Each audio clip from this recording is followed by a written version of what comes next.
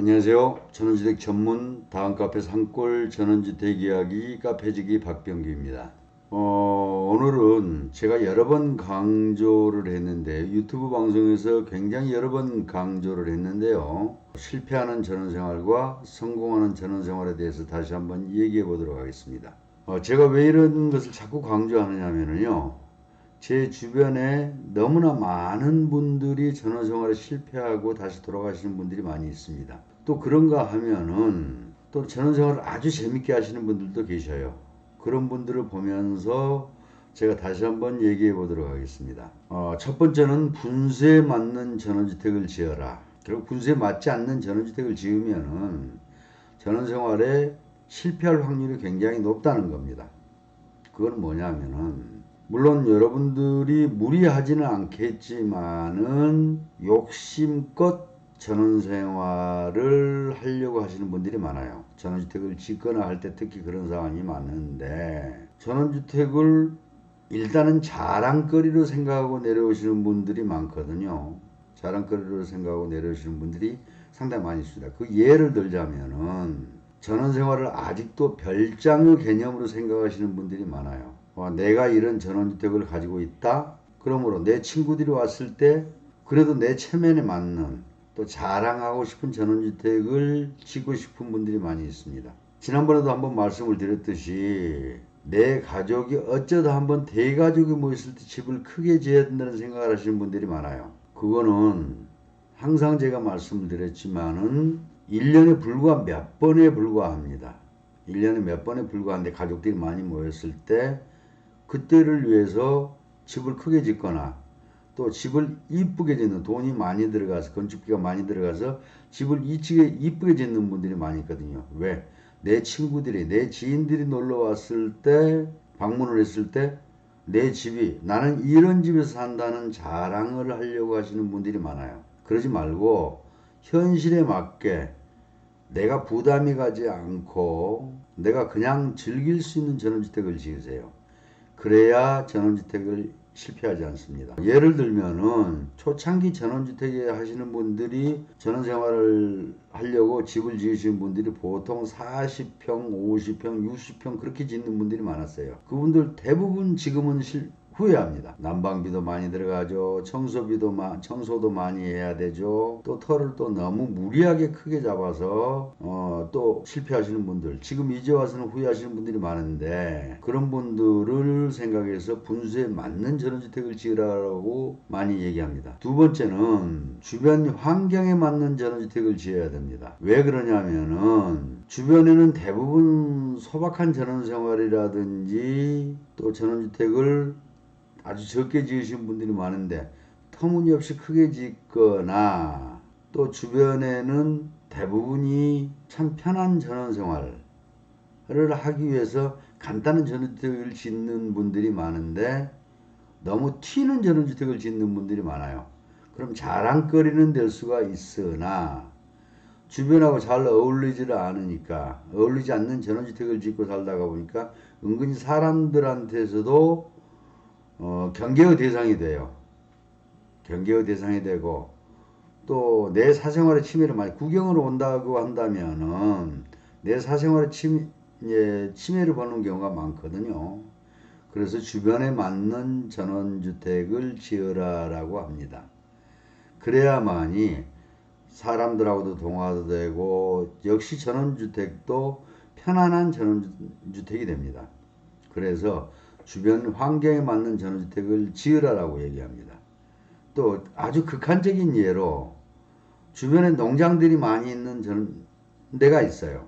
근데 그런 데다가 너무 돈을 많이 들여서 전원주택을 지으면 어떻게 됩니까? 나중에 곤란한 사태가 발생이 됩니다. 또 세 번째는 일이 없는 전원생활을 피하라라고 얘기를 해요. 흔히 전원주택 생활을 하려고 내려오시는 분들, 귀촌을 하시는 분들이 적당히 이제 나이가 들어가지고 쉬려 오시는 분들이 많이 있거든요. 그럼 나이가 들었어요. 나이가 들었는데 부부간에 물론 사이가 좋은 경우도 많아요. 그러나 맨날 두 분이서 두 부부가 얼굴만 맞대고 살 수는 없는 문제거든요. 그것도 하루 이틀이지. 또 정원을 가꾸고 집안생활을 하는 것도 하루 이틀이란 말입니다. 그럼 나중에 굉장히 지루해요. 지루하기 때문에 그것도 또한 전원생활을 실패하는 사례가 많습니다. 지난번에 제가 얘기했듯이 여가 생활을 즐길 수 있는 그런 것도 많이 있긴 있어요.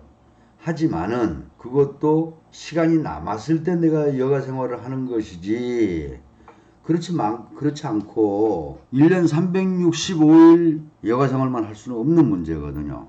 우리는 계속 일을 해왔던 사람입니다. 내가 또 경제적으로 아무리 넉넉하다 하더라도 일이 있고 또 수입이 있는 그런 전원생활을 해야 나름대로는 또한 여가생활도 또한 재미있는 법이에요. 그래서 어떤 방법으로든지 대단히 많은 수입은 필요 없어요. 많은 수입은 필요 없지만 내 용돈 쓸 정도의 수입은 있어야 된다는 거죠. 그리고 내가 일을 할 수 있는 일터가 있다는 것은 굉장히 내 인생의 활력소도 되거든요. 그래서 즉 수입은 적당히 생길 수 있는 그런 전원생활을 찾는 것이 굉장히 중요합니다. 네 번째는 이건 어떻게 보면 상당히 중요한 문제도 돼요. 퇴로를 생각하라. 퇴로를 생각하라고 하니까 무슨 도망갈 생각을 하라든지 무슨 군사 작전을 생각하는 건데 그게 아니고요. 우리 부동산이라는 것은 전원주택이라는 것은 내가 살고 즐기고 하는 것도 좋지만은 내가 필요하면은 결국은 이걸 정리하고 도시로 다시 돌아간다든지 또 여기는 내가 맞지 않으니까 다른 곳으로 한번 옮겨볼 생각도 해야 된단 말입니다.